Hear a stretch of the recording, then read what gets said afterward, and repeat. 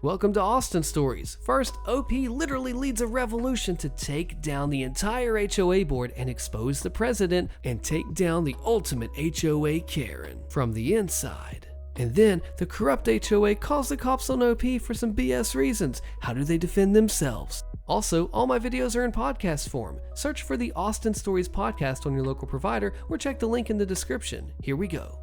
I led a revolution against our petty HOA board, posted by Deleted. My wife and I moved into a 64 townhome community that was 10 years old at the time. The HOA board was comprised of 5 members that were original homeowners when the community started and had been the sole board members since the community started. Their sense of entitlement was bat crazy. They thrived on their quarterly walkthrough of the neighborhood as they would write up every single home for some kind of violation, regardless of how minor the offenses were. Everyone gets a violation letter. Our first letter, the first month living there, was that our garage door paint was starting to peel. It was a 2-centimeter scrape where the panels met. It needed to be repainted. The siding needed to be power washed. There was a patch of green moss behind a bush, and the sliding door on the deck was dirty. There was dirt on the bottom of the door from recent rain, and it needed to be washed. We had 30 days to fix the issues or begin accruing a fee of $25 a day until they are resolved. I asked around, and everyone gets these ridiculously petty letters every quarter. No matter what you did to maintain your townhome, you were going to get a letter about something. As this was going on, none of the major items the neighborhood needed fixed were addressed. After a decade since the construction, the ground had settled unevenly and many homes had standing water issues where it wouldn't drain after a storm. The rainwater would sit for 5 to 7 days in people's lawns. And more importantly, there had been a legal fight with the town since the community was started about our road being dedicated, meaning the town was responsible for snow removal. Our HOA dues included paying for our own snow removal, which we shouldn't have to, and we were paying an attorney for 10 years to fight this with no resolution in sight. Fast forward 2 years, and a few of us had enough and decided to band together to replace the board at the next annual meeting. The existing board got wind of this and hit us all with pages worth of issues with our properties, since if you have outstanding issues, you are not in good standing with the community, thus cannot run for a board position or even vote for those running. This petty move brought the community even closer, and we all spent the weekend before the meeting helping each other clean out their HOA honeydew list. We took pictures, documented everything. Then we had the US Mail certified delivery of each packet with the completed list and photos to the HOA board who lived 75 feet away. Come board night, oddly enough, the lawyer was there to give an update that no progress had been made with the township on dedicating our road. He stuck around as we moved to the elections for the next board. We brought our signed petitions to add our names to the ballot. The board says we're not eligible as we all have outstanding issues with our property. We call BS with our receipts from the post office that they received our completed list with documentation. They reply that they haven't reviewed them yet. We tell them that's not our problem and we are in good standing. The lawyer overhearing this states that we are eligible to be on the ballot if we can confirm the issues with our homes were resolved prior to the meeting. The HOA president glares at the lawyer, but the lawyer just shrugs, saying, the rules are the rules. With the exception of the 5 existing board members voting for themselves or each other, we are voted in nearly unanimously to replace them. I lead the revolution because I was tired of the petty BS when there were real problems in the neighborhood. Sadly, the rest of the elected board members vote me as president. I have no idea what I'm doing. But we spent the next few sessions removing all the dumb violations from most of the neighbors. We went through the bylaws to really focus on what's important. What happens next? ends up that the lawyer was a friend of the previous president and was in no hurry to resolve anything as he was enjoying our excessive bill. I notify him if it's not resolved in the next 6 months, we're finding new representation. He was actually good at his job when pressed to do it. He won the case. The town appealed and tried to drag it out. He fast-tracked the appeal as it had been going on for 10 years, and we won the appeal too. The town dedicated our road, and then the lawyer pressed that it should have been done years ago. It wasn't him slowing things down, but the town. He ends up getting us a settlement from the judge for back pay on us paying the snow removal that the town was responsible for. We ended up using that settlement to have French drains installed across much of the community to clear the standing water issues. With the money left over, we fixed a lot of the neighborhood issues that the HOA should have been doing the whole time. Fences and sidewalks in disrepair, replaced dead trees and shrubs, and so on. Yeah, it was great getting all of that done without having to hit our capital reserve fund. I remained president until we moved a few years ago.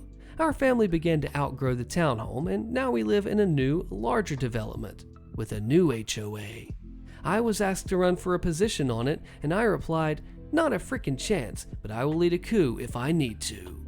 An update on the HOA president.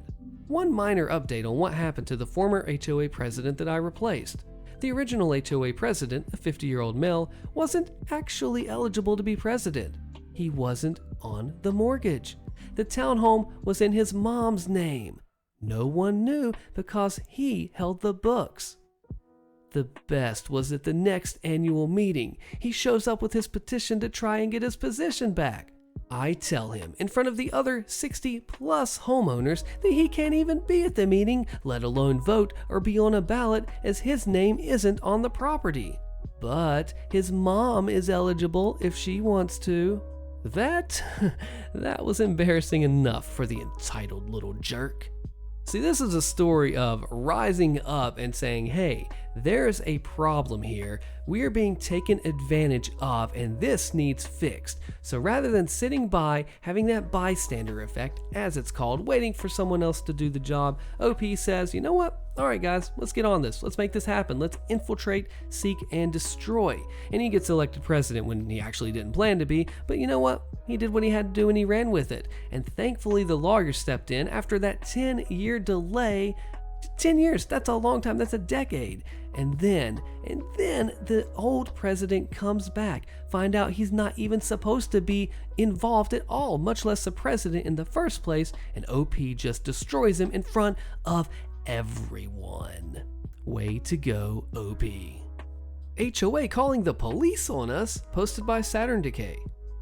I have a huge headache because my mom's been upset about this for the past 4 days. It's been really frustrating to be around, but if anybody has any advice for me, I'd be forever grateful. We are in a Florida HOA.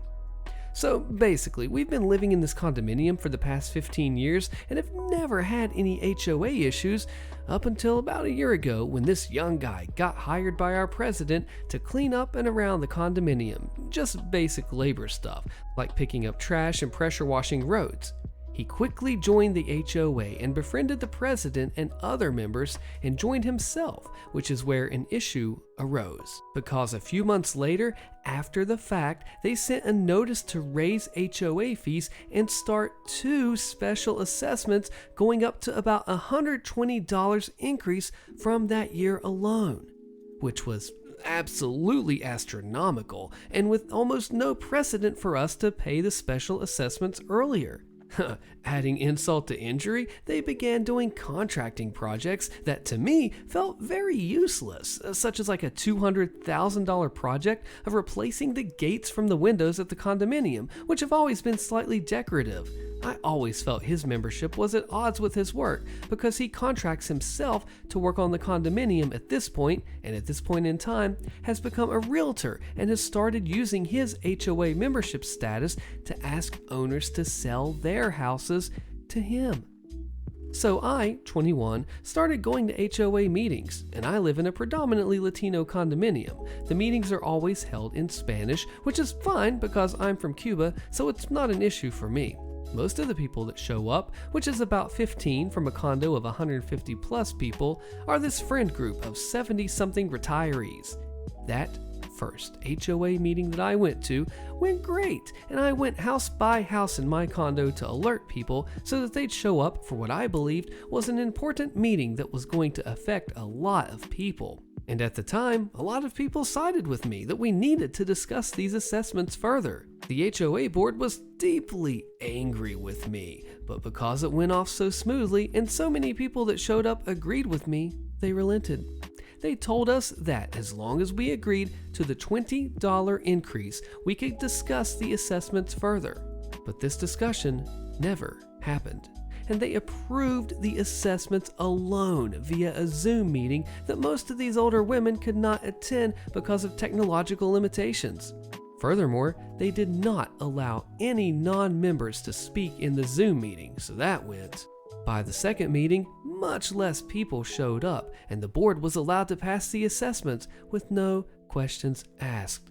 I was very frustrated, and at some points, I raised my tones as some of the old ladies who were friends with the HOA board members said some very rude things, like we deserve to have our fees raised as we are bad people. And at one point in English, I said freaking to emphasize something that I said, but a lot of these people, since they don't understand English, understood that I was personally telling them to go freak themselves. I regret letting that get out of hand, but you can imagine how much a $100 increase in unneeded fees hurts.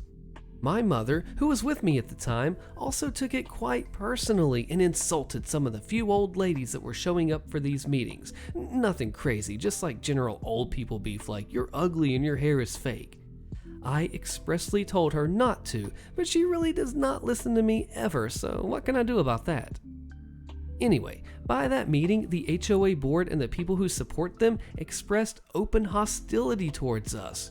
In time, they would start doing the gates replacement, but the issue with that, so the gates don't fit into the walls without damaging hurricane shutters, so basically anybody that has hurricane shutters basically had them abused to put those gates up.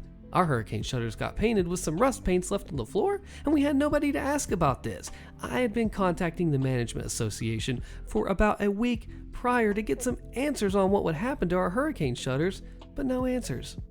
Of course, I never went to ask the HOA board members because they hate us pretty openly. And now, I just want to explain, since this is a close-knit condominium, HOA members have always had an open door policy with HOA members where you could just stop by their houses to ask them about the things happening in the condominium. However, I stopped by the president's house about a month earlier, and she told me she was resigning and, like in a lot of emotion, told me that she was doing it because of my 1.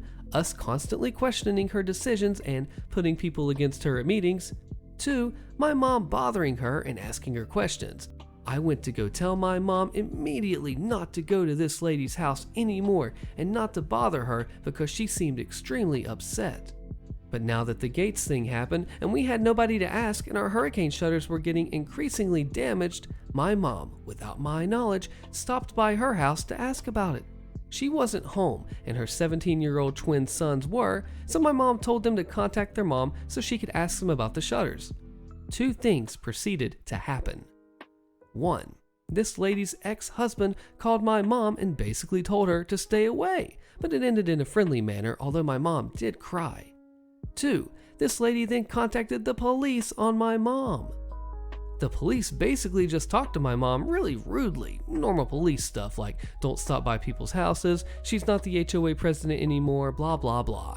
It was super uncalled for, but then the issue became that the HOA board member who self-contracts the young guy who came a year ago, the one that was also a realtor, basically tried to turn this about our meetings and coming to the HOA meetings saying that we were violent and that we need to stop knocking on people's doors.